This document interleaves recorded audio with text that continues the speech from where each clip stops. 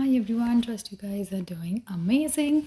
And in this video, I will be talking about good news for the students because Quebec has set admission targets of 52,500 immigrants for 2022. So the majority, that means at least 65% of newcomers are expected to arrive through economic immigration programs.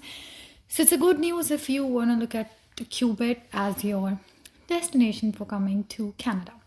Now, most of these admissions in 2022, like I said, will come through the province economic immigration program that is specific to Quebec, including the Quebec skilled worker program and Quebec experience program. So you need to see in which categories you fit. If you want link to any of these, they'll be there in the description. So don't worry about it, panicking, oh my god, where do I find link and everything? They will be in the description.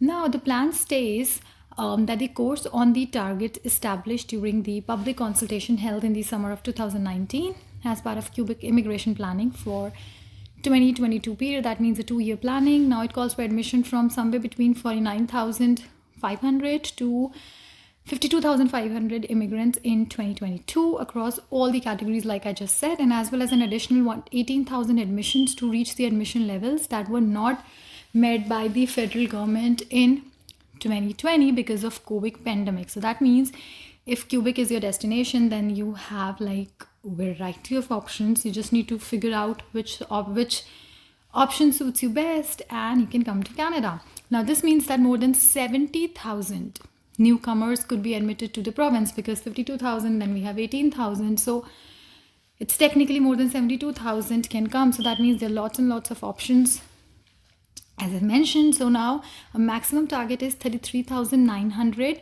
from the economic category represents, because this is the largest proportion of newcomers. So it's not that the economic category will itself can bring 50,000. So it is maximum of 33,900, and then other categories of 28,800 from skilled workers and up to 4,300 business immigrants. That would include investors, entrepreneurs and self-employed.